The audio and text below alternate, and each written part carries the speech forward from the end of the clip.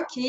Alors, aujourd'hui, d'abord, je voulais revenir sur le devoir puis savoir comment vous aviez... OK, parfait. OK. C'est beau, j'ai vu. Je voulais savoir comment, si vous aviez des commentaires, est-ce que ça a relativement bien été, mal été, au secours, mal de tête? Dites-moi ce que vous en pensez.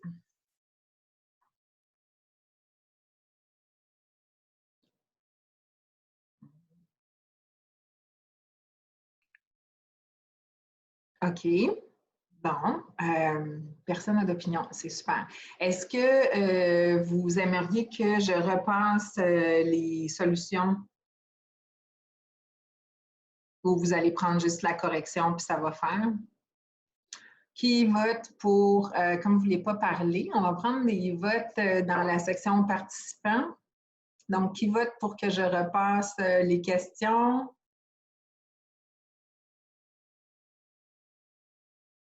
Là, j'ai toutes sortes de choses. J'ai oui, j'ai main levée, j'ai des pouces, puis j'ai une question. Anthony, vas-y, je t'écoute. Il faudrait que tu ouvres ton micro par contre. Non, je voulais juste dire oui, c'est juste j'ai appuyé la mauvaise affaire. OK.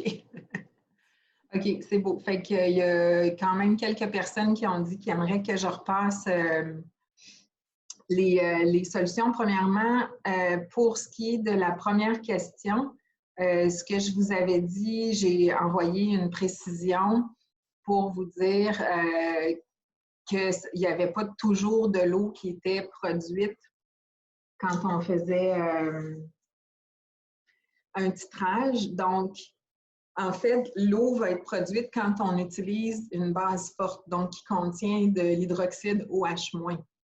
Et là, avec le proton qui est acide, ça va former de l'eau. Mais autrement, pour les bases faibles que vous connaissez maintenant, il n'y aura pas d'eau qui va être formée parce qu'il n'y a même pas d'oxygène dans l'équation souvent. Donc, si je prends pour exemple un B, vous aviez CH3NH2, qui est la base qu'on reconnaît à cause de l'azote ici, qui réagissait avec du HCl. Donc, qu'est-ce qui se passe dans ce temps-là? C'est que mon azote va aller voler un proton au HCl. C'est ce qui va faire la neutralisation, donc une flèche simple pour réaction complète. Et ça nous donne CH3NH, maintenant 3. Et comme c'est un H+, que j'ai ajouté, donc ça rajoute une charge plus. Plus Cl- qui restait ici de l'acide. Donc, en fait, ça ici, vous pouvez l'illustrer comme ça, mais vous pouvez aussi l'illustrer comme un sel, parce qu'étant donné que vous avez une charge plus et une charge moins, ça va me donner une molécule neutre qui va être un sel, donc le chlorure de ça ici. OK? Donc ça, c'est ceux qui étaient plus... Puis autrement, il y avait l'histoire d'équilibrer les équations, là, comme par exemple avec le H2SO4 ici. H2SO4 plus KOH. Donc, flèche simple encore parce que c'est une réaction complète.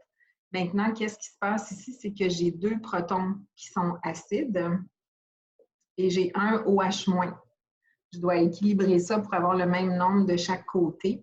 Donc là, je vais devoir me rajouter un 2 ici pour équilibrer mon équation.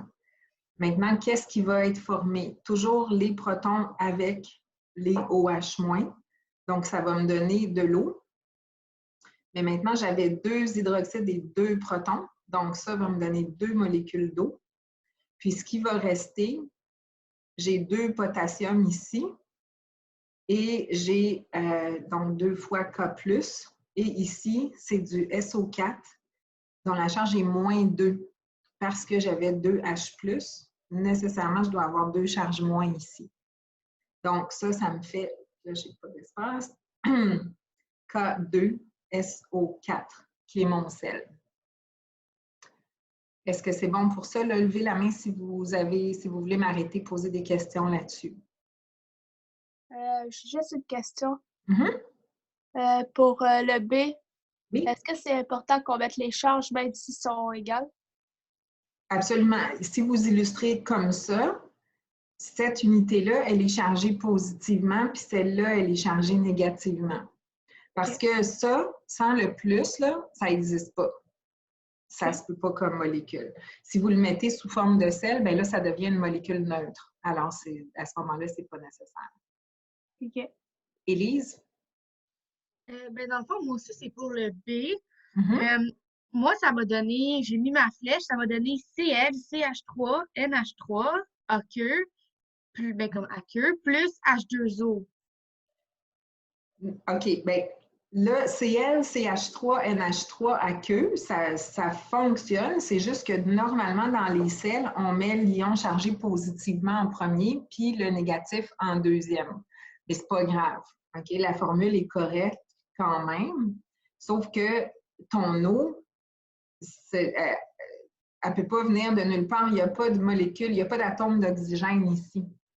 Fait que là, tu l'as rajouté probablement parce que tu t'es dit, OK, ça forme un sel puis de l'eau, donc je vais mettre de l'eau. N'est-ce pas? Ouais. Mais dans un cas comme ça, il n'y en a pas.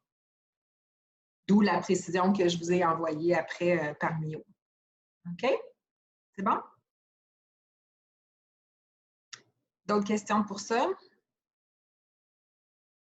OK. Sinon, je continue. Élise, peut-être tu peux baisser ta main juste pour pas que je pense que tu as encore une question.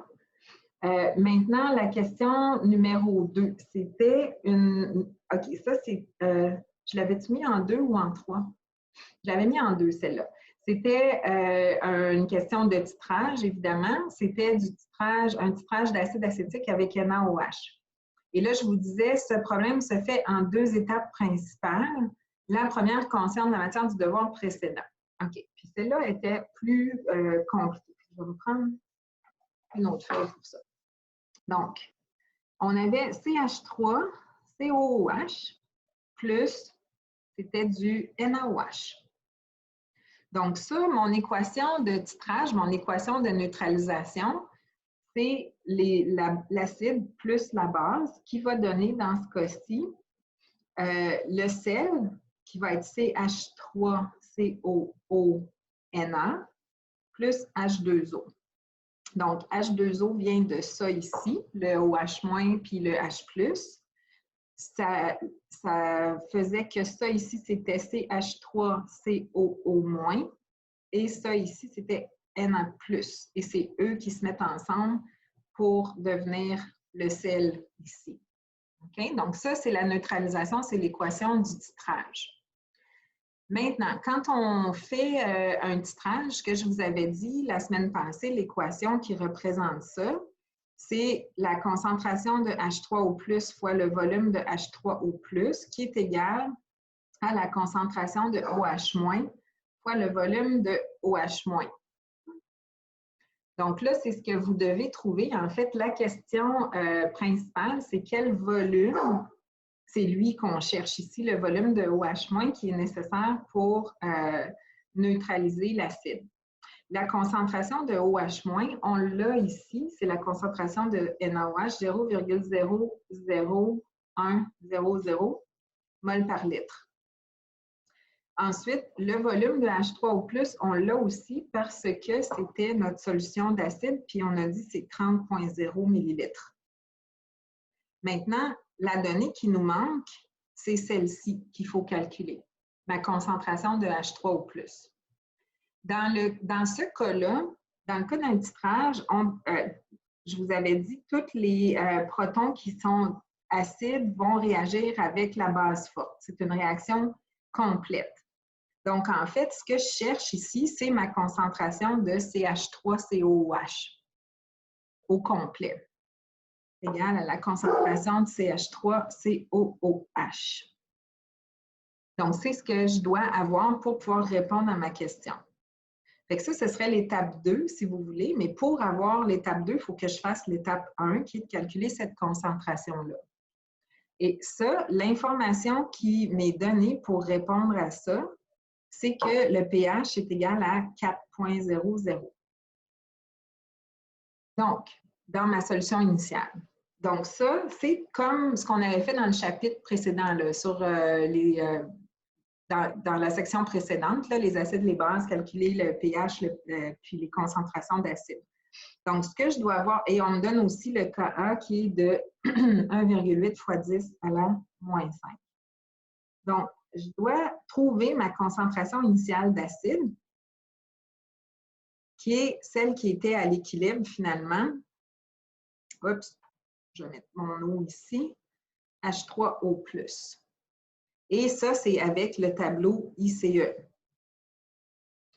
Ce que l'information me dit ici, pH 4, ça me dit quoi? pH égale 4, c'est équivalent à dire que ma concentration de H3O+, est égale à 10 à la moins 4. Donc, ça, c'est ma concentration à l'équilibre que je viens placer ici. 1 fois 10 à la moins... Non, c'était pas là, c'était ici. 1 fois 10 à la moins 4. Initialement, j'ai toujours 0, 0 quand j'établis mon équilibre, puis l'eau, on ne s'en préoccupe pas. Donc, mettons que je n'ai pas ça ici, là. Si j'ai cette information-là, je peux aller remplir le reste du tableau. Donc, qu'est-ce qui s'est passé ici dans ma ligne de changement? Plus 1 fois 10 à la moins 4. Et nécessairement la même chose ici pour le CO au moins. Donc, j'ai ces deux concentrations-là ici. Maintenant, qu'est-ce qui s'est passé? Ce que je cherche, là, c'est ma concentration ici, ma concentration de CH3COOH. Donc, qu'est-ce qui s'est passé ici? C'est moins 1 fois 10 à la moins 4 à cause de la stoichiométrie 1, 1, 1. Puis, à l'équilibre, je vais avoir ça, moins 1 fois 10 à la moins 4. Et généralement, on va dire que c'est à peu près égal à ma concentration initiale. Fait que ça, c'est le même mode de résolution qu'avant. Donc, ensuite, je mets ça dans mon expression de Ka, qui est égal à 1,8 fois 10 à la moins 5. Et ça va être égal à quoi? Mes deux concentrations ici multipliées, donc 1 fois 10 à la moins 4 fois 1 fois 10 à la moins 4, divisé par ma concentration initiale de CH3COOH. Donc, ça, c'est la valeur que je cherche, qu'on pourrait appeler X aussi, là.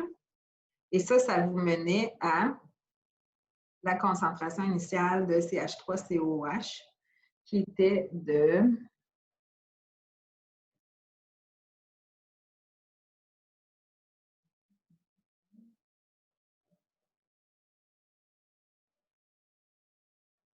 5,56 fois 10 à la moins 4. OK, donc une fois que j'ai cette info-là, c'est l'info que je vais utiliser pour mon équation de titrage ici, pour trouver mon volume de OH-. Donc là, je retourne en haut. Ça, c'était, si vous voulez, l'étape 1 et l'étape 2 qui serait ici. Donc là, je retourne ici, puis je mets mes valeurs dedans. En fait, ce que je vais faire, c'est que je vais isoler tout de suite mon volume de OH-.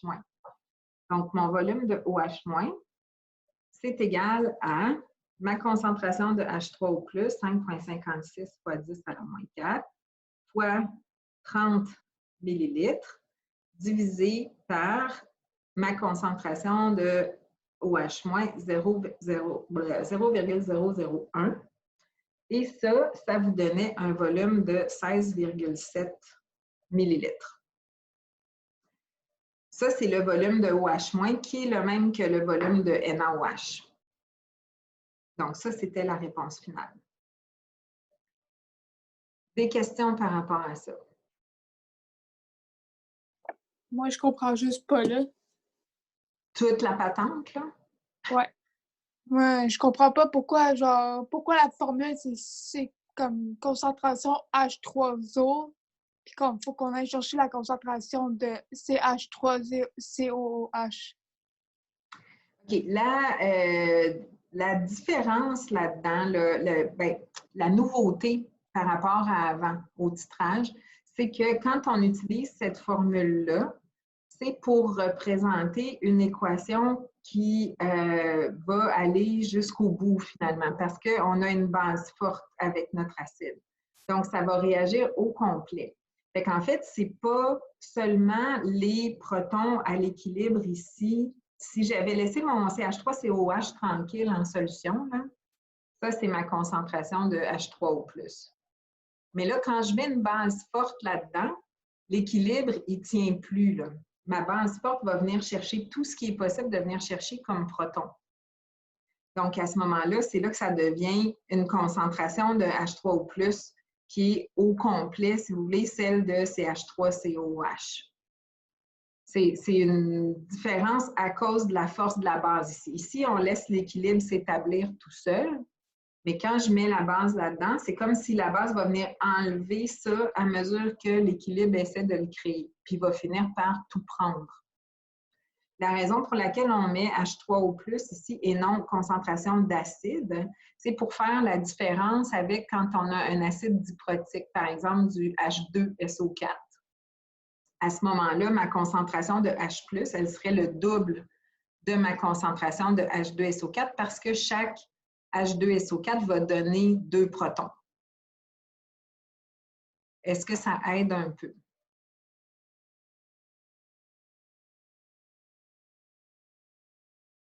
OK. Nikashli, tu avais levé la main puis tu l'as rebaissée. Est-ce que tu la laisses baisser? Non, j'ai toujours ma question.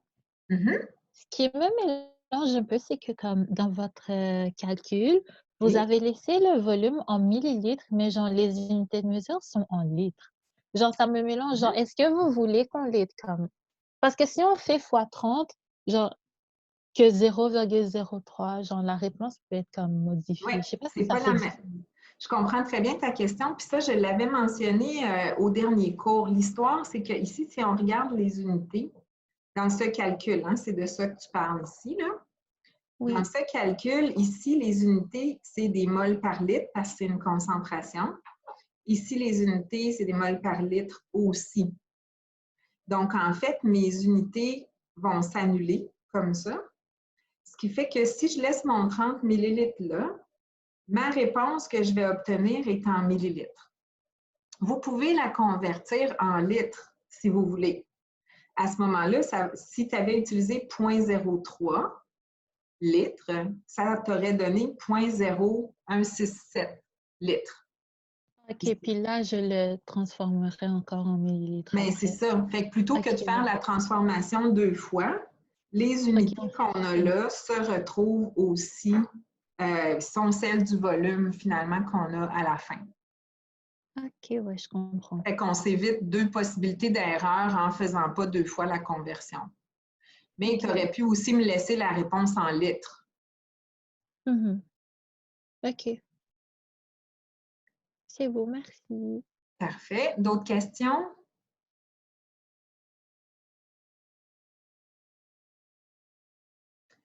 OK. Sinon, je vais aller au numéro 3. Alors, le numéro 3, donc là, on parle d'un antiacide qui se dissout dans l'estomac pour aller neutraliser un excès d'acide. Un excès d'acide pour quelqu'un qui aurait trop mangé. Donc, qu'est-ce qui se passe à ce moment-là? Attendez, je vais juste baisser la main à... Bon, parfait. OK. Qu'est-ce qui se passe à ce moment-là? Donc, c'est une neutralisation, encore une fois. Puis, notre équation, c'est HCl plus MgOH2 qui va nous donner de l'eau et du sel. Maintenant, là, il y avait la question des charges qu'on avait réglées la dernière fois. Donc, ici, là, les charges, c'est quoi? Si on divise ça, c'est du Mg2+, et 2OH-. Parce que le petit 2 ici, c'est pour dire que j'ai 2 unités OH-. OH, c'est tout le temps moins 1. Donc, si j'ai 2 charges moins ici, nécessairement, ma charge est de plus 2 sur le magnésium. Puis ici, c'est H+, Cl-. Donc, ici, si j'ai 2 OH-, là, j'ai juste un H+. Donc, ça m'en prend un de plus pour pouvoir former mon eau. Donc, je vais mettre un coefficient 2 ici qui va me former donc 2 molécules d'eau avec ces 2 protons, ces 2 hydroxydes. Et le reste, mon sel, ça va être du chlorure de magnésium. Donc, j'avais Mg2+, et Cl, que je vais en avoir 2. Cl qui est moins 1, je l'ai 2 fois, ça me fait moins 2, et mon magnésium 2+. Donc, ça fonctionne, ma charge est neutre. OK. Maintenant, ce qu'on voulait faire, c'est le calcul de la... Qu'est-ce qu'on cherche, donc? Le volume de HCl qui peut être neutralisé en prenant 2 comprimés de Rowley's. OK. Donc là, l'équation, c'est H3O+, BH3O+, est égal à COH-, VOH-. On va repartir de ça. Maintenant, OK, il y a différentes choses ici. Premièrement, là, je vous avais dit, ça veut dire que c'est mon nombre de moles de H3O+, qui est égal à mon nombre de moles de OH-, au point d'équivalence. Donc, ici, dans ce cas-ci, le MgOH2, là, je n'ai pas de concentration et je n'ai pas de volume. Ce que j'ai, c'est une masse, en fait. Donc là, je ne peux pas faire C fois V, mais je peux trouver N, par contre. Donc là, ma masse de MgOH2, c'est 2 fois 250 mg. Donc, c'est 0,5 g. Donc, ça, c'est la masse de mes 2 comprimés. Maintenant, ce que je veux savoir, c'est j'ai combien de moles là-dedans, parce qu'il faut que je retrouve mon nombre de moles ici. Mon égalité, là, je vais utiliser ces deux-là. Fait que ça va être CH3O+, VH3O+. Donc, c'est mon côté acide, mon nombre de moles d'acide, qui va être égal à mon nombre de moles de OH-. Là, c'est ce que j'ai besoin de connaître. Ce que je cherche, c'est ça ici. Et ça, c'est connu, c'est 2,00. Maintenant, mon nombre de moles de OH-, ça, c'est quelque chose que vous avez fait souvent avant. Mon nombre de moles, je vais commencer avec le MgOH2. Mon nombre de moles de MgOH2, c'est égal à la masse sur la masse molaire. Et dans ce cas-là, ça me donnait... je ne retrouve pas la valeur, 2 secondes. 0,5 divisé par 58,32. Ça me donnait 8,57 fois 10 à la moins 3 mol de MgOH2. Maintenant, ce que j'ai besoin, c'est mon nombre de moles de OH-. Donc là, il faut que je tienne compte que mon MgOH2, il va me donner Mg2+, plus 2 unités de OH-, parce que j'ai 2 OH- pour chacune. Donc, si j'avais 8,57 fois 10 à la moins 3 mol de MgOH2 initialement, à la fin, ça va se dissoudre au complet parce que c'est un sel, fois 10 à la moins 3, plus 8,57 fois 10 à la moins 3, plus 8,57 fois 10 à la moins 3, 8,57 fois 10 à la moins 3, 8,57 fois 10 à la moins 3, et ici, il m'en reste plus. Donc, non, pas vrai, fois 2, parce que mon coefficient 2 ici. Donc, ça va me donner, fois 2, 1,71 fois 10 à la moins 2, qui est mon nombre de moles de OH- ici, que je vais utiliser là. Donc là, je manque de place sur mon papier. Je vais le reprendre. Je vais le reprendre ici. Donc, on a dit CH3O+, c'est 2,00 fois mon volume de H3O+, qui va être égal à mon nombre de moles ici, 1,7 fois 10 à la moins 2. Donc, si j'isole mon volume de H3O+, ça va être égal à 1,7 fois 10 à la moins 2 divisé par 2,00. Et ça va me donner 8,57 fois 10 à la moins 3. Ici, je me retrouve en litres. Pourquoi? Ça ici, je vais reprendre ici, ça c'est des moles par litre. Et ça, ici, ce sont des moles. Alors, cette fois-ci, les moles ne s'annulent pas. Donc, j'ai vraiment des litres comme unité. Si je veux les transférer après en millilitres, ce serait 8,57 millilitres. OK, donc si on récapitule pour ce problème-là, on retourne à l'idée générale des titrages, que mon nombre de moles d'H3O+ va être égal à celui de OH-, ici. Mon nombre de moles d'H3O+, c'était concentration fois volume. Mon nombre de moles de OH-, étant donné que c'est un solide, je le retrouve avec la masse sur la masse molaire. Mais je dois tenir compte du fait ici que chacune de mes moles de MgOH2 va me donner 2 fois plus de moles de OH-. Puis après ça, je remets mes chiffres dans l'équation ici pour calculer mon nombre de millilitres de HCl qui sont neutralisés.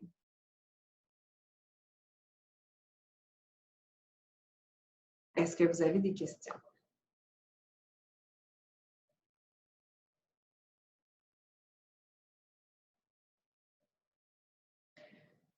Là, je vous dirais que je sais que ces exercices-là, surtout le numéro 2, c'est plus difficile que ce que vous aviez eu jusqu'à présent. Puis on verra ce que ça va donner dans ce que vous m'avez remis.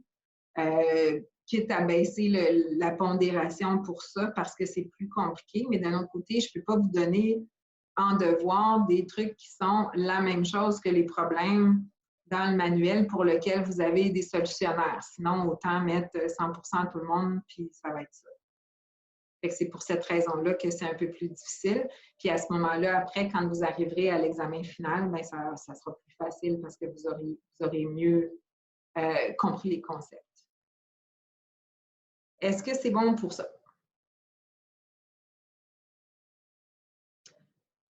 OK. Là, ce que je voulais faire ensuite, c'était, on a le choix entre commencer la cinétique ou faire le laboratoire. On va faire le laboratoire parce que c'est vraiment lié au concept de titrage qu'on a vu la semaine passée. Avant ça, je veux vous montrer quelque chose. En même temps, je veux vous montrer quelque chose que j'espère va vous faciliter la vie, mais je ne voudrais pas vous la rendre plus compliquée non plus. Fait que ceux à qui ça parle, vous l'utiliserez, puis ceux à qui ça ne parle pas, vous ne l'utiliserez pas. OK? C'est pour les équations de neutralisation pour appliquer justement la formule CH3O+, VH3O+ égale à COH-, VOH-. C'est pour simplifier les choses. Là, jusqu'à présent, on le fait avec les concentrations de H3O+ et OH-, en faisant au besoin un tableau IRF, là, comme j'ai fait tantôt pour l'hydroxyde de magnésium. Maintenant, il y a une façon plus simple de faire ça, en tout cas que moi, je trouve plus simple. Puis, on va voir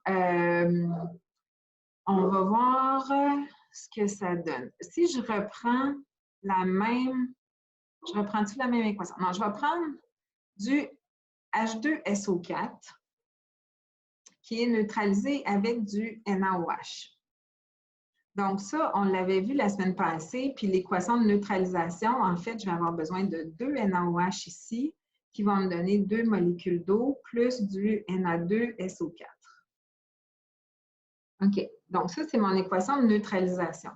Maintenant, si je faisais la méthode d'avant, je trouverais mon nombre de moles de OH- avec un tableau IRF avant de le mettre dans mon équation CH3O+. Maintenant, ce que je peux faire aussi, si je veux utiliser C acide V acide égale à C base V base, je peux le faire. L'acide, dans ce cas-ci, va être H2SO4. et la base, évidemment, le NaOH. Alors, pour être capable d'utiliser ça à la place de H3O+, et OH-, je dois diviser par le coefficient stoichiométrique dans l'équation équilibrée. Donc ici, ça me donnerait quoi? J'ai un coefficient ici sur mon NaOH. Donc, ce que je pourrais utiliser, c'est juste faire un divisé par 2 ici. Donc, je pourrais faire H2SO4, BH2SO4 sur 1 dans ce cas-ci, qui va être égal à CNaOH, BNaOH sur 2. Et ça va me donner finalement le même résultat que si j'avais fait un tableau IRF avec une concentration réelle. Est-ce que vous voulez que je fasse un exemple avec des chiffres? Levez un pouce ou faites quelque chose si vous voulez ça. Oui, oui, s'il vous plaît. OK. Alors, un exemple avec des chiffres. On va se donner des chiffres complètement aléatoires. Fait que mettons que pour mon H2SO4, je vais dire qu'il est 0,01 mol par litre. Et mon NaOH, il serait 0,01 mol par litre. On va le mettre à 2, tiens. Mol par litre. Et disons que je suis en train de titrer ici, je ne sais pas, 25 millilitres de celui-là. Et mon volume ici, c'est ce que je cherche. Alors, si je fais la méthode précédente là, que vous utilisiez, qu'est-ce que vous auriez fait? Vous auriez fait CH3O+, VH3O+ est égal à COH-, BOH-. Vous auriez dit, OK, mon H2SO4, ici, va me donner 2 H3 avec de l'eau, H2O, va me donner 2 H3O+, plus SO4 moins 2. Vous auriez séparé les ions ici. Et vous auriez dit, là je vais séparer ça comme ça, et vous auriez dit, OK, très bien, l'eau on l'ignore, on fait un tableau IRF.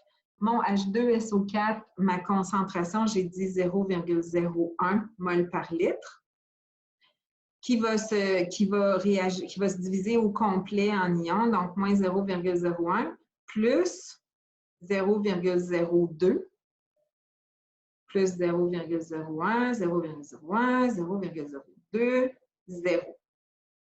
Donc, votre concentration de H3O+, ici, elle est de 0,02. Là, vous auriez dit, pour NaOH, on a dit base forte, donc elle, on la dissocie sans mettre d'eau. Concentration initiale, encore, qui est de 0,2 mol par litre, se dissocie au complet. Et ici, mes coefficients stoichiométriques sont de 1, donc 0,20. Donc, ma concentration de OH-, 0,2 ici. Et là, vous auriez mis ça dans la formule pour dire c'est H3O+, je vais juste, CH3O+, VH3O+, est égal à COH-, VOH-. Et je cherche mon volume ici. Donc, VOH- va être égal à 0,02 fois mon volume, j'avais dit que c'était 25 millilitres, divisé par, ça j'envoie ça en bas ici, ma concentration de OH-, 0,02. Et ça va me donner un volume de NaOH de 25 millilitres. Donc ça, c'est ce qu'on avait fait avant, n'est-ce pas? Maintenant, si vous utilisez ça ici, bien, vous pouvez l'avoir directement en mettant le 2 en bas. Donc ça, ça veut dire que vous auriez concentration de H2SO4, 0,01, fois mon volume, 25 millilitres, divisé par 1, qui est égal à ma concentration de NaOH, 0,02, fois mon volume, que je cherche, divisé par 2. Et là, si on réarrange le tout, ça me fait 0,02 fois 25 divisé par 0,02. Donc, vous arrivez quand même à 25 millilitres. Selon moi, beaucoup plus facilement qu'avec tout ça. Donc, la seule chose que ça a fait, ça ici, le 2, c'est que ça a doublé ma concentration de H2SO4, en fait. C'est que ça vous a permis d'inclure ce facteur-là ici, mais directement dans l'équation. Parce que j'ai besoin de 2 NaOH pour neutraliser chaque H2SO4. Donc ça, si ça vous parle, vous pouvez utiliser ça directement avec les équations équilibrées. Mais c'est juste important d'avoir la bonne équation équilibrée puis de bien voir que ici vous allez avoir besoin de 2 NaOH parce que vous avez 2 hydroxydes et ici, vous avez 2 protons pour que ce soit équilibré. Est-ce que ça a de l'allure?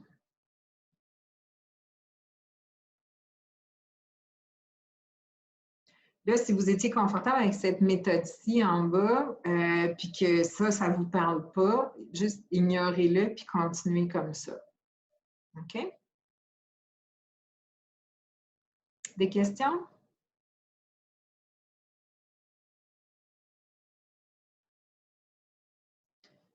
OK.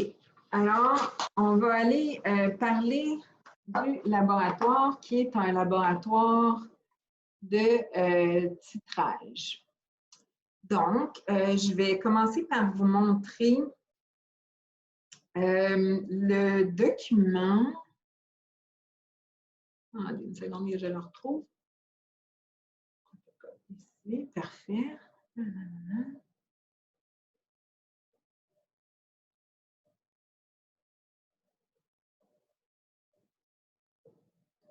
OK. Ça, c'est le protocole, finalement, de l'expérience que vous auriez fait si on avait été encore en présence présentement.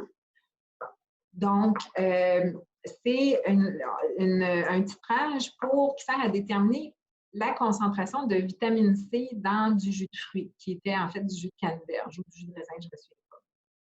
Donc, là, vous avez toute la section théorie ici qui vous parle de la vitamine C. On vous donne aussi sa structure. Puis, on vous donne aussi une chose qui est importante ici, c'est l'équation chimique.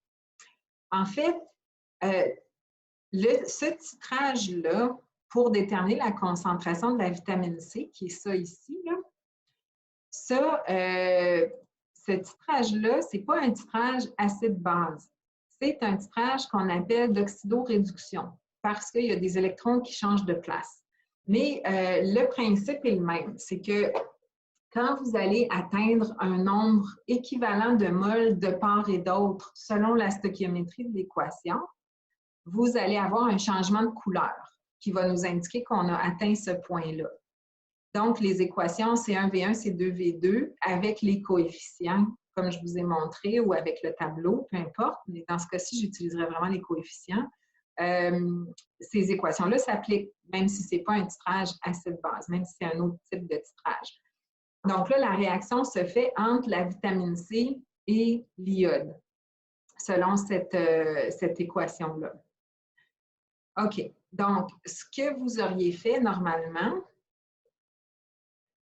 vous avez le matériel ici, etc., manipulation. Donc, en fait, l'idée du laboratoire, c'était de déterminer la quantité de vitamine C dans 50 millilitres de jus, qui est à température pièce, là, qui sort du frigo, en fait. Puis ensuite, d'en faire bouillir un autre échantillon et de déterminer la concentration de vitamine C dans celui-là. Dans l'intro, ça vous explique finalement que les aliments qui contiennent de la vitamine C, c'est mieux de les garder au frigo parce que la vitamine C peut se décomposer sous l'effet de la chaleur. C'est oxydé par l'air, en fait, donc surtout à température élevée. Donc, étant donné ça, on s'attendrait à ce que la teneur en vitamine C du jus qui aurait été chauffé soit plus basse que celle du jus qui a été gardé au frigo. Donc, c'est les deux titrages que vous auriez fait. Maintenant, par rapport au protocole, étant donné qu'il y a un autre labo ou deux qu'on ne peut pas faire, j'ai rajouté une étape là-dedans. L'étape en question, est-ce que vous avez déjà entendu parler, parce que vous avez fait déjà un titrage en chimie pour soins 1, mais je sais que ça fait longtemps, mais à ce moment-là, vous aviez fait une standardisation de la solution de NaOH. Est-ce que vous vous souvenez de ça? Le mot standardisation, ça vous dit quelque chose?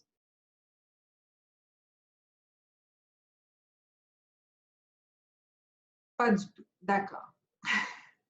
OK. Alors, standardisation, c'est quoi? Pour cette réaction-là, on utilise donc une solution d'iode pour déterminer la concentration inconnue de notre vitamine C. Une standardisation, c'est une méthode pour déterminer précisément la concentration d'une solution. Et ici, on a besoin de faire ça pour l'iode, parce que l'iode, en fait, c'est une solution qui va se dégrader lentement, mais quand même à la lumière. Donc, juste avant de l'utiliser, il faut déterminer sa concentration réelle en faisant un titrage justement de l'iode avec une autre substance qui, elle, a une concentration connue. Donc, ça, c'est l'étape qu'on rajoute avant, qui est la standardisation de la solution d'iode. Alors, en référence à ça, j'ai adapté une vidéo qu'on a faite pour les gens de chimie des solutions, là, puis qui va s'appliquer à vous. J'ai coupé les bouts qui ne s'appliqueraient pas à vous. Donc, on va la regarder ensemble. Puis j'espère que le son va être bon, là. On va essayer ça. Pour le share... Oh, attends une minute.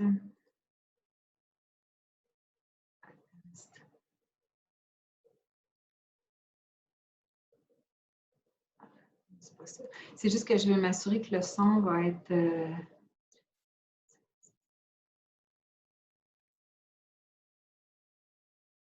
On va essayer ça. Est-ce que vous m'entendez? Oui. OK. Fait que je ne sais pas trop... En tout cas, on va voir ce que ça donne. C'est parce que c'est la première fois que je fais ça avec une vidéo que moi, je fais jouer. OK. Fait que là, je vais juste la partir. Vous me direz, faites-moi signe là s'il y a des problèmes avec le son. D'accord?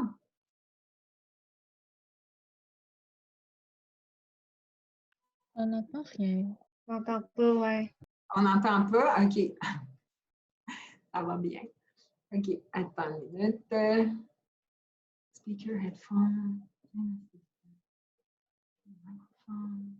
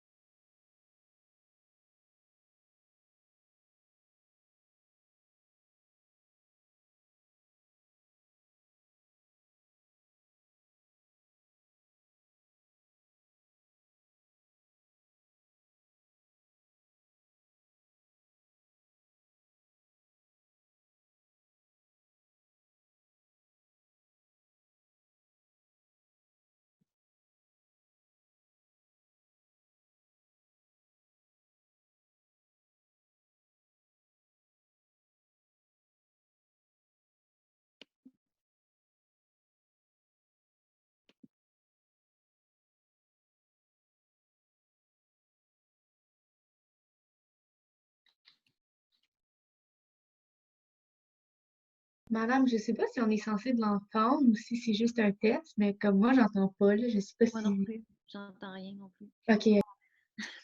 Oui, oui, il n'y a pas de chant là-dedans.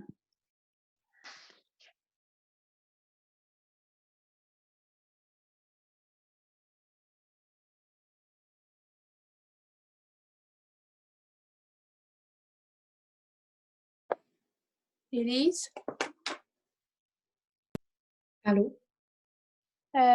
Élise, tu peux pas mettre la vidéo sur Léa puis qu'on le parte nous-mêmes sur notre ordinateur, genre?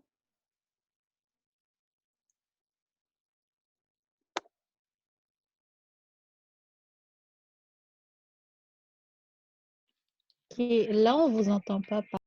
Non.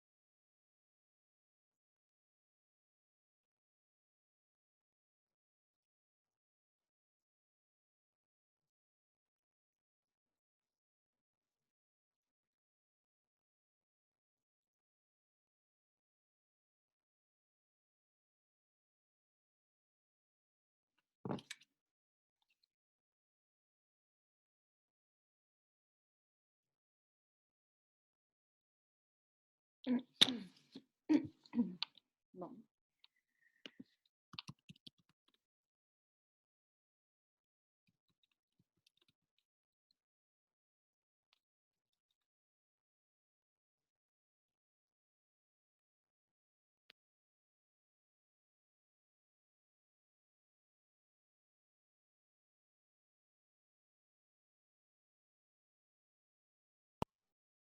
Madame, on n'entend vraiment rien.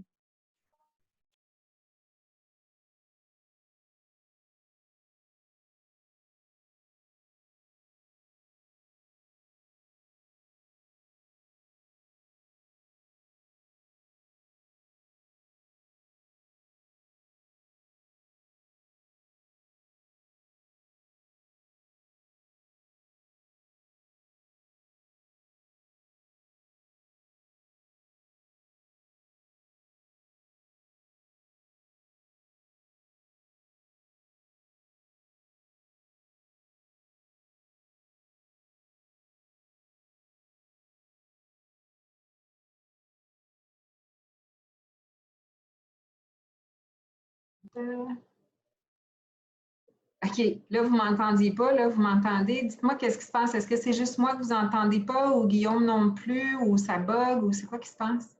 Mais on n'entendait pas vous puis pas le vidéo, mais on entendait les autres parler. Comme nous, on vous disait qu'on vous entendiez pas.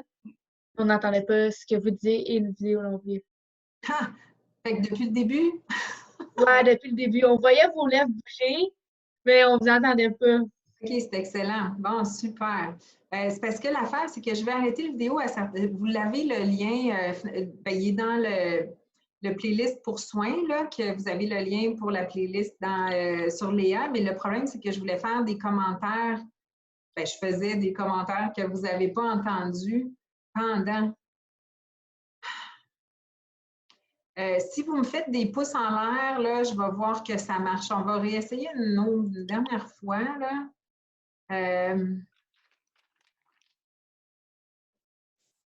Là, est-ce que vous m'entendez? Oui. OK. OK. Là, est-ce que vous m'entendez maintenant? Oui. OK. Fait que je vais partir encore une fois la vidéo. Vous me dites, là, faites-moi signe si vous ne m'entendez pas, OK?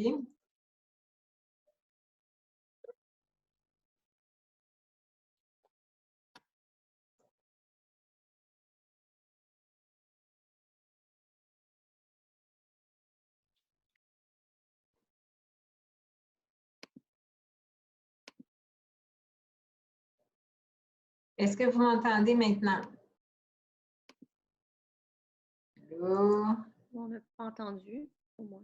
Là, est-ce que tu m'entends? Là, je vous entends parler, mais on n'a pas entendu pendant la vidéo. Fait qu'on a le choix de un ou l'autre, finalement. OK. Bon, mais regarde, je vais juste... là, vous n'avez pas entendu la... c'est bien compliqué. OK. Comment je vais faire ça? C'est vraiment plate. Je n'ai pas pu le tester avant. On va arrêter ça là. Fermer ça. Puis là...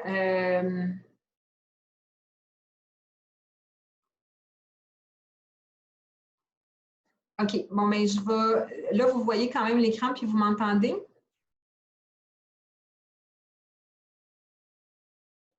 Oui, vous m'entendez? Oui. Oui, oui. Bon, merci. OK. Fait que ce que je vais faire, là, on va noter à différents points ce que je voulais dire sans que la vidéo joue. Fait que ça va être ça. OK. Fait que c'est moi qui vais faire le commentaire. Vous allez pouvoir retourner le regarder quand vous aurez le temps. Donc, ici, Guillaume vous expliquait les deux. Donc, ça, vous n'avez pas entendu mon commentaire là-dessus. Donc, Guillaume vous expliquait la standardisation et le titrage de la vitamine C. Donc, ici, ce qu'on veut faire, notre but, c'est de déterminer la concentration exacte de l'iode parce que c'est ce qui va servir au calcul de la concentration de vitamine C après. Il vous a montré ici l'équation. Il vous montre l'équation avec un coefficient de 2 pour le thiosulfate et 1 pour l'iode.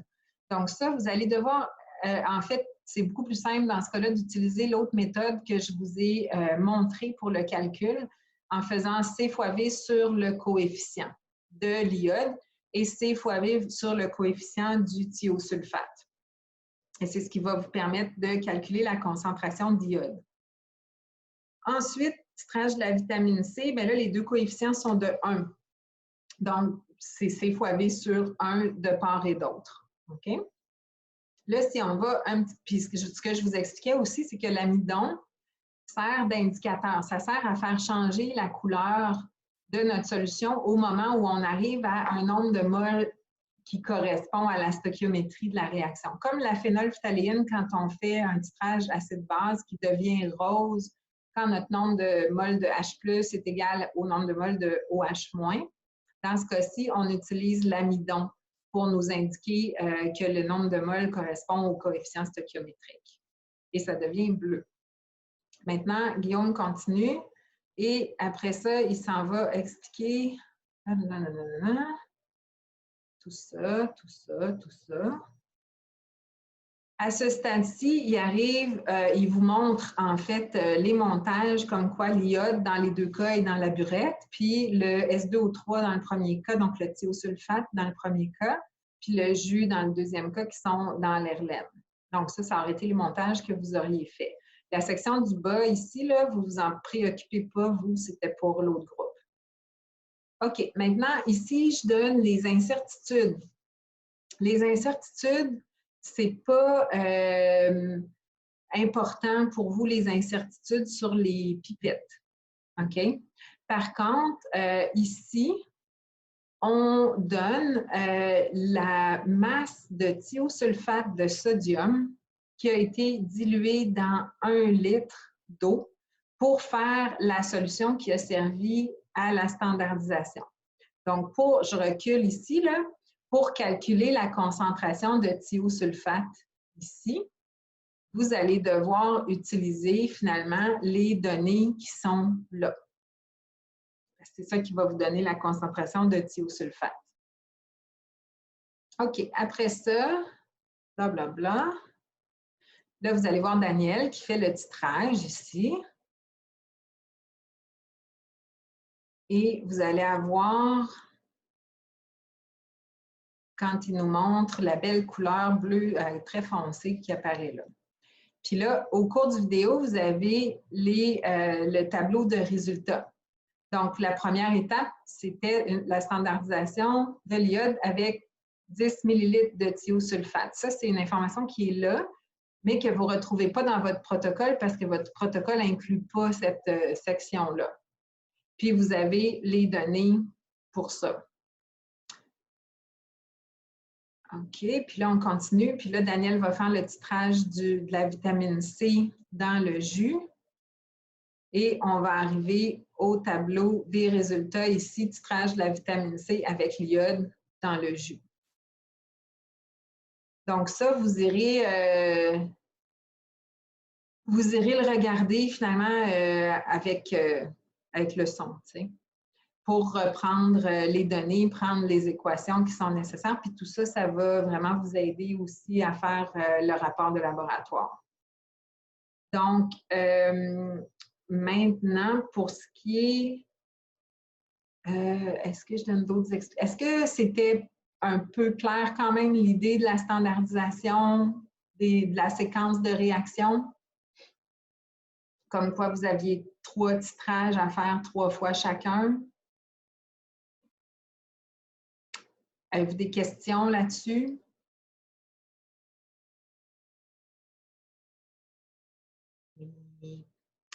OK.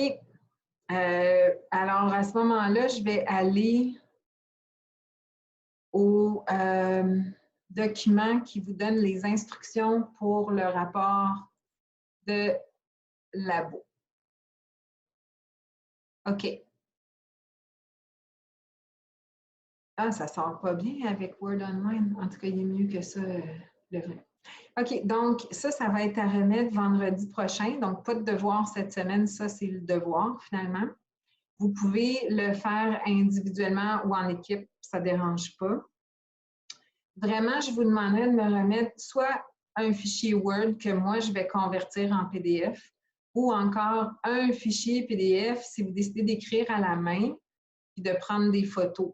Mais s'il vous plaît, combinez les photos tout en format portrait là, vertical avec ScanBot ou un autre. Là, sur votre téléphone, sérieux, l'application ScanBot, c'est gratuit.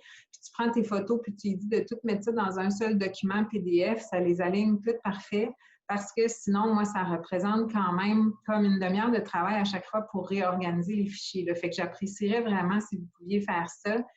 Et en format vertical aussi, prendre toutes vos photos verticalement parce que sinon, il faut que je corrige de même. Donc, indiquez-moi clairement si c'est un rapport individuel ou en équipe. Quel est le but de ce laboratoire? Bon, ça va. Expliquer la technique, utiliser un schéma du montage. Donc, ça, vous avez déjà une idée du montage avec le dessin de Guillaume. Puis en plus, il y a Daniel qui fait le titrage. Donc, assurez-vous d'indiquer quelles substances sont où par rapport aux équations qui sont au tableau, okay, incluant l'indicateur. Ensuite, on vous demande de calculer la concentration molaire volumique de la solution d'iode, donc celle qui a été utilisée pour, en fait, pour calculer ça, vous devez d'abord calculer la concentration de thiosulfate d'après la masse qui est donnée dans la vidéo. Donc, la concentration de thiosulfate, ensuite la concentration d'iode, puis ensuite la vitamine C dans les 2 jus de fruits. Donc, il y a comme 4 calculs à faire. Quand il y a 3 titrages qui vous donnent des résultats différents, utilisez la moyenne des volumes à ce moment-là. Pour faire les calculs, il faut que vous vous référiez aux équations qui sont présentées dans la vidéo, puis appliquer les coefficients stoichiométriques. Ensuite, vous devez présenter les résultats sous forme de 2 tableaux. Il va y en avoir un pour la standardisation de la solution d'iode.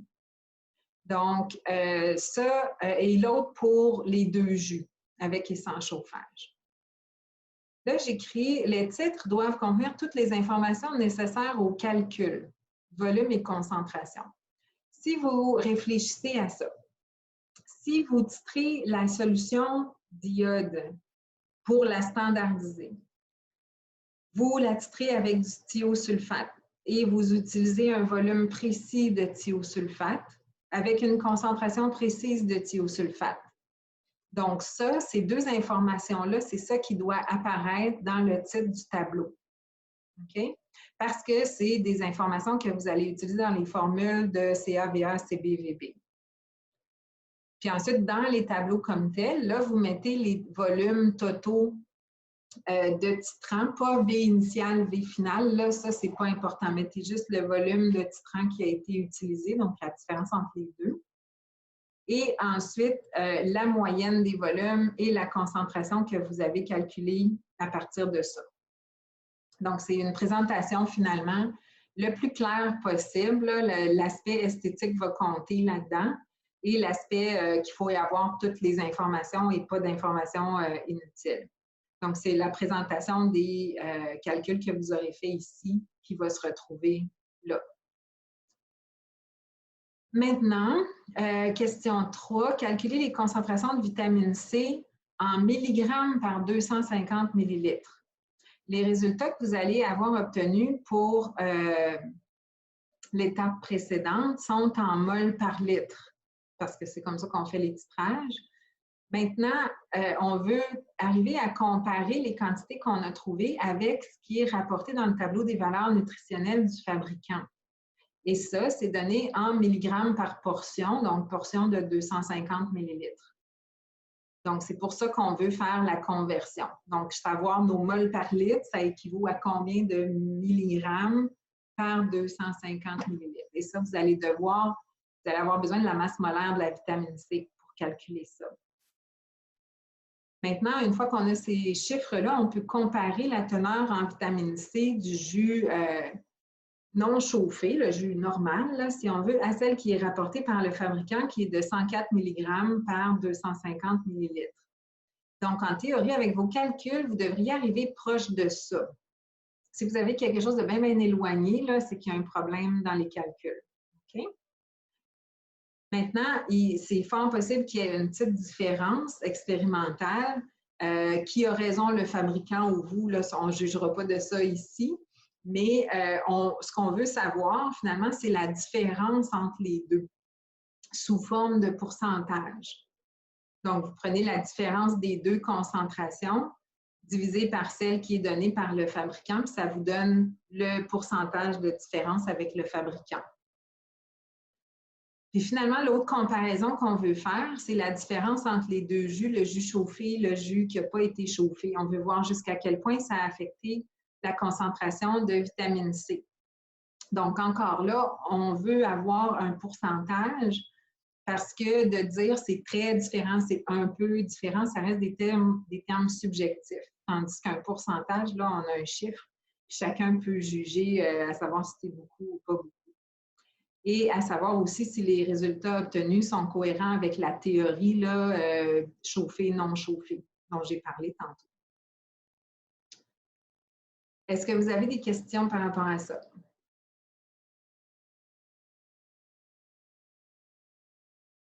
Vous êtes vraiment tranquille.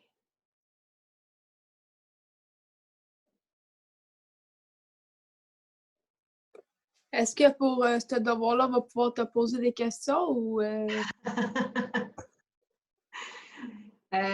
Oui, mais c'est sûr que je ne donnerai pas... Ben oui, mais normalement, il faut d'abord référer à la procédure, à la vidéo aussi, et vous pouvez aussi réécouter les indications que j'ai données maintenant, parce que là, j'ai donné beaucoup d'informations maintenant, puis vous allez probablement trouver beaucoup de réponses à vos questions dans la vidéo du cours là, qui va être sur YouTube.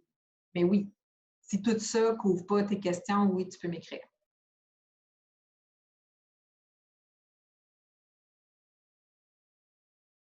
Est-ce qu'il y avait d'autres questions?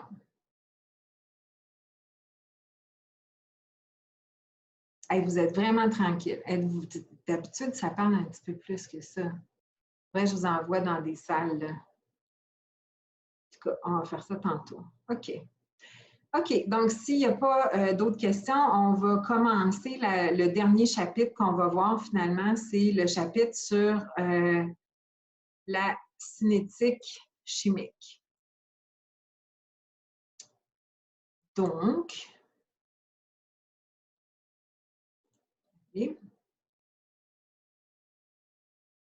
OK. Donc, la cinétique chimique, là, on sort des acides, des bases, des équilibres, puis tout ça qu'on a fait jusqu'à présent. Là, c'est complètement différent comme matière. Donc, la cinétique chimique, c'est l'étude des vitesses de réaction. Est-ce qu'une réaction va se produire très, très rapidement, très lentement, et comment on peut influencer la vitesse de réaction aussi si on veut que ça aille plus ou moins vite? Donc, ça peut être instantané puis se passer dans une fraction de seconde. Ça peut se passer doucement, mais quand même de façon visible ou encore tellement lentement qu'on ne le verra jamais arriver pour vrai. Donc, un exemple de ça, d'une réaction extrêmement lente qu'on ne voit pas arriver pour vrai, c'est que de façon naturelle, ça ici, c'est du graphite, de la mine de crayon, du carbone, et ici, des diamants. De façon naturelle et spontanée, le diamant va se transformer en graphite. Mais tant mieux pour les marchands de diamants, la transformation est vraiment extrêmement lente, donc ils peuvent encore vendre leurs diamants à prix cher. Voilà. Donc, qu'est-ce qui peut expliquer qu'une réaction va être rapide ou pas? Sur quoi ça va se baser finalement, le fait de déterminer une vitesse de réaction? Donc, en fait, on se base sur le modèle des collisions. Les molécules doivent entrer en collision efficacement pour que la réaction se produise. Donc, on peut penser à deux molécules différentes. Si vous voulez, en fait, faire une réaction, c'est que vous allez briser des liaisons chimiques, puis vous allez en créer d'autres. Et pour ça, pour briser des réactions chimiques, ça prend une certaine énergie. Est-ce que ça vous rappelle quelque chose, ça, quand je vous parle d'énergie pour briser des liaisons chimiques? OK, vous ne parlerez vraiment pas, hein? C'est genre le tableau avec les joules, puis comme on fait les liens entre les molécules, puis on doit additionner les joules, puis tout. Il y avait ça, le bilan des énergies de réaction pour briser les liaisons, puis après ça, en former d'autres. Mais vous avez vu aussi des diagrammes d'énergie, n'est-ce pas? Diagrammes d'énergie de réaction, énergie des réactifs, énergie des produits. Ouais, on a vu ça. C'est ça, les petites montagnes, là, tout ça. Donc ça, c'est ce qui se passe finalement pendant qu'on défait et qu'on refait des liaisons chimiques. Donc, pour ça, nécessairement, les molécules doivent entrer en contact, mais ça doit être fait d'une façon efficace, entre autres en ayant assez d'énergie pour pouvoir justement défaire ces liaisons-là. Mais il y a aussi un autre facteur qui est l'orientation des réactifs. Donc ici, j'ai l'équation avec deux molécules de BrNO comme ça, qui donne deux molécules de NO, puis une molécule de Br2. Si mes deux molécules qui sont en solution rentrent en collision comme ça, mes deux bromes vont pouvoir former la nouvelle liaison sans problème. Donc, la réaction va pouvoir se faire si elle a assez d'énergie, la collision. D'une autre façon, si ma collision se produit entre les deux atomes d'oxygène, les deux molécules vont simplement rebondir. Il ne se passera pas de réaction à ce moment-là parce que mon lien que je dois créer est entre les deux bromes. Donc, c'est dans ce sens-là qu'on dit que l'orientation des réactifs lors de la collision va avoir un impact sur la vitesse. C'est ça qui va faire que certaines vont fonctionner, certaines vont amener une réaction, puis d'autres pas. Et plus c'est difficile d'aligner comme il faut les molécules, moins je vais avoir de collisions qui vont être bien orientées finalement. Donc, si j'ai juste 2 molécules rondes qui doivent entrer en collision, bien, peu importe l'angle, ça va fonctionner. Mais si j'ai des molécules complexes comme celle qui est représentée ici, ça va vraiment diminuer l'efficacité. Donc, la vitesse de réaction va dépendre de la probabilité que les réactifs soient orientés correctement pour former les nouveaux liens. Maintenant, l'autre facteur, à part l'orientation, c'est l'énergie d'activation. Donc, ça, c'est un graphique que vous avez déjà vu avec les réactifs, les produits. Et entre les deux, il y avait l'état de transition ici de très haute énergie ou encore complexe activé. La différence entre l'énergie des réactifs et l'état de transition, ça représentait l'énergie d'activation ici. L'énergie d'activation directe. La différence d'énergie entre les réactifs et les produits, on avait le delta H ici, donc l'enthalpie de réaction. Si mes produits sont plus bas en énergie que mes réactifs, ça veut dire que ma réaction a dégagé de l'énergie, donc elle est exothermique. Et inversement, si mon énergie des produits est plus élevée, bien, ce serait une réaction endothermique qui aurait absorbé de l'énergie. Mais peu importe ce qui se passe entre les deux, c'est sûr que je vais avoir une énergie d'activation qui va être positive. Donc, le deuxième facteur qui influence la vitesse de réaction par rapport au modèle des collisions, c'est la probabilité qu'il y ait assez d'énergie finalement pour atteindre l'état de transition. Et là, qui dit assez d'énergie, dit assez d'énergie thermique, en fait, la vitesse des molécules quand ils rentrent en collision. C'est ça qui va déterminer s'ils ont assez d'énergie pour atteindre l'énergie d'activation puis passer le petit plateau, la montagne. OK. Donc ça, ça termine cette section-là, donc qui est sur le modèle des collisions. Maintenant, je vais vous parler de mécanismes réactionnels parce que là, on s'en va dans les vitesses, on s'en va dans les collisions. Donc, c'est important de savoir que les réactions ne se passent pas toujours juste en une étape, comme on avait avec l'exemple tantôt avec le BRNO. Ça, c'était une réaction qui se passait en une étape. Une collision, bang, j'obtiens mes produits. Maintenant, souvent, il y a plusieurs réactions successives qui vont se passer pour faire la réaction. Ça peut être 2 atomes qui doivent d'abord se diviser avant de rentrer en collision avec un autre, ou faire une collision avec un, former quelque chose qui va refaire une autre collision pour former autre chose. Donc, ça, c'est différentes étapes qu'on appelle un processus élémentaire ou une réaction élémentaire. Donc, le mot élémentaire ici est important, puis on va le revoir plus tard, là. Donc, élémentaire veut dire que c'est une étape dans un mécanisme, le mécanisme étant l'ensemble des processus élémentaires. Donc, une étape, un processus élémentaire veut dire que l'équation chimique représente exactement ce qui se passe au niveau moléculaire. Si ça marque A plus B donne C, ça veut dire qu'il va y avoir une collision entre A et B qui va donner C directement. Ici, j'ai un exemple d'un mécanisme réactionnel qui comprend 2 processus ou 2 réactions élémentaires. Donc, 2 étapes. C'est la réaction de premièrement, la réaction de 2 molécules de NO2 qui vont finalement passer un oxygène de un à l'autre pour devenir NO3 et NO. Et ensuite, le NO3 qui a été formé ici va venir réagir avec du CO, qui est un nouveau réactif qui était là au départ, mais qui attendait d'avoir celui-là pour réagir. Et ça va reformer du NO2 et ça va former du CO2. Alors là, vous voyez le NO2 qui était ici, hein? Lui, il était là au début et il a été régénéré à la fin. Tandis que mon NO3, il est apparu pendant la réaction, puis il est disparu après. Donc, c'est ce qui fait que...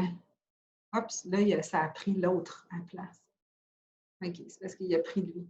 Donc, ces réactifs-là, ils apparaissent finalement des deux côtés. J'ai un NO2 à gauche, un NO2 à droite. Donc, au final, le NO2, c'est comme s'il n'apparaissait pas parce qu'il est du côté des réactifs et des produits. Donc, on peut l'annuler. Et même chose pour le NO3, qu'on peut annuler aussi parce qu'il apparaît des deux côtés. Il est créé et ensuite utilisé pendant la réaction. Donc, ce qui est important pour qu'un mécanisme réactionnel soit valide, c'est que ma somme de chacune des étapes, la somme des étapes doit être égale à l'équation globale de la réaction. Donc, dans ce cas-ci, j'aurais NO2 plus CO qui donne NO plus CO2 parce que j'ai annulé les autres. Donc, l'équation globale, c'est la somme des étapes élémentaires. Et pour ça, on additionne tous les réactifs ensemble, on additionne tous les produits ensemble et on annule ceux qui se trouvent des deux côtés, comme le NO2, un des deux NO2 et le NO3 dans ce cas-ci. Est-ce que c'est clair pour ça? Avez-vous des questions là-dessus?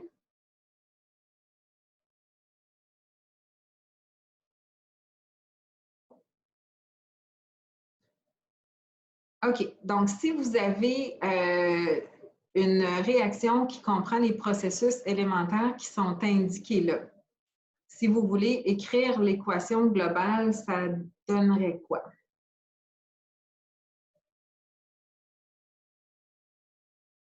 Donc, je dois additionner tous mes réactifs ensemble, additionner tous les produits ensemble, et ensuite annuler ce qui se trouve des deux côtés.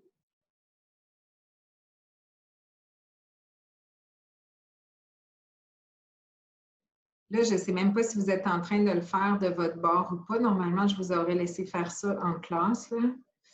Donc, l'équation globale, ça me donnerait ça ici. Qu'est-ce que j'ai annulé là-dedans, finalement?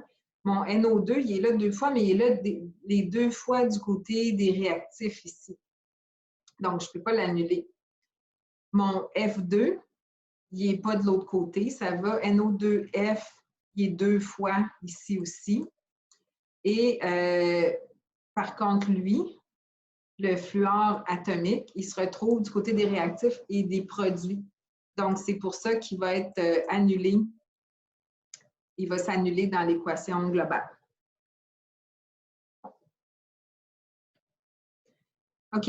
Donc, un mécanisme réactionnel comme ça, en plusieurs étapes, ça peut être représenté dans un diagramme d'énergie de la progression de la réaction. Donc, vous pouvez imaginer ici l'étape 1 de la réaction tantôt, avec les produits de l'étape 1, puis ensuite l'étape 2 avec les produits finaux ici. Donc, ça donnerait un genre de courbe à deux montagnes comme ça. Là, ce qui est important dans une courbe comme ça, c'est qu'on a quand même, comme avant, l'idée des énergies d'activation. Vous voyez ici, vous avez EA1, EA2, qui veut dire que ça, c'est l'énergie d'activation de la première étape élémentaire. Et ici, l'énergie d'activation de la deuxième étape élémentaire. Donc, ici, vous voyez, on part des réactifs, puis on va au point le plus élevé de la montagne pour s'en aller vers les produits. Dans le cas ici, on part des intermédiaires de réaction, des produits de la première réaction et des nouveaux réactifs si nécessaire, puis là, on monte la deuxième montagne. Donc là, ce qu'on disait au début, c'est qu'il y avait deux facteurs qui pouvaient influencer sur la vitesse d'une réaction. Il y avait l'énergie et l'orientation. Donc, si on parle juste d'énergie là-dedans, l'énergie d'activation est beaucoup plus grande pour la première étape que pour la deuxième. Donc, ça va être plus difficile pour les molécules d'atteindre ce cette montagne-là d'atteindre, de passer la première étape. Donc, c'est l'étape ici qui va être la plus lente. Un coup rendu ici, c'est une petite énergie d'activation, donc ça va se faire assez rapidement. Donc, on peut déterminer quelle est l'étape lente d'un mécanisme réactionnel en regardant le graphique d'énergie, puis en trouvant celle qui a la plus haute énergie d'activation.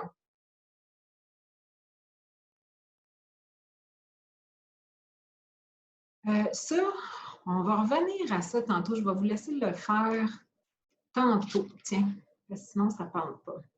OK. Puis là, ça, c'est la dernière section qu'on va voir aujourd'hui. En fait, c'est juste une diapo, là.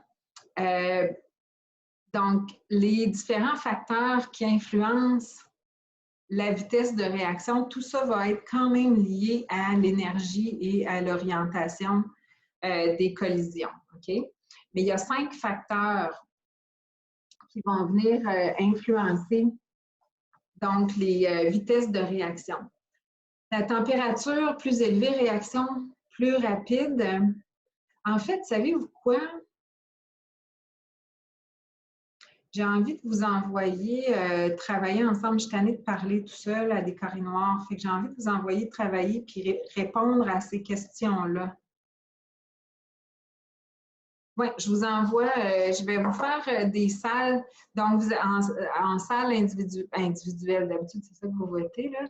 Vous allez pouvoir répondre aux 3 questions ici de la diapo numéro 8 et répondre aux questions ici, pourquoi, et aussi donner un exemple d'une manifestation de ça, quelque chose que vous pouvez voir. Vous devriez être capable de donner un exemple de chacun. OK?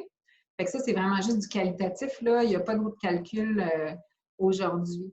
Maintenant, est-ce que certains veulent... Et puis pour ça, je vais arrêter l'enregistrement pour le moment où vous allez dans des salles individuelles. Donc, je vais juste terminer en disant que donc, le rapport de laboratoire, c'est dû pour la semaine prochaine. Ça peut être individuel ou en équipe, selon le format que j'ai demandé, s'il vous plaît, là, dans la section travaux. Maintenant,